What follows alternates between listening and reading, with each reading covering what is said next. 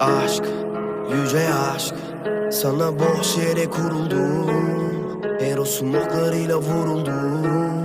Yanımda hep bir silah bulunur. Ey aşk, yüce aşk.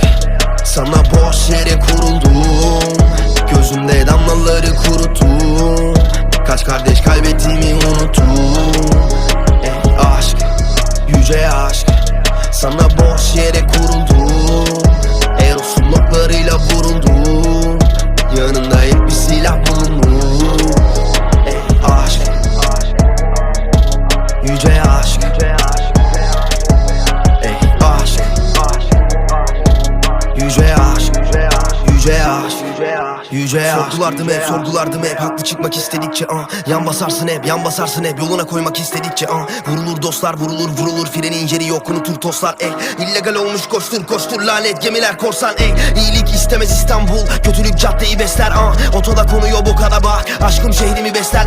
Çirkin kirli nefesler, mutsuz yarın. Fahişelerde gülümser belki, versen 30 sene hakim bey. Sahte bir dostlar lazım değil, her yana çöktü karanlık.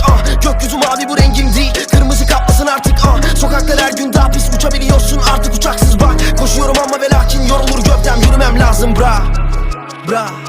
Benim istediğim bu değildi tanrım. Çıkmak istedikçe iyice battım. Daha da dibe bitti sabrım. Eros okların yerinde kalsın, Eros okların yerinde kalsın. Çıkmak istedikçe iyice battım.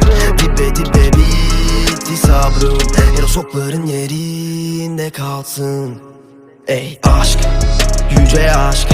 Sana boş yere kuruldum, gözümde damlaları kuruttum.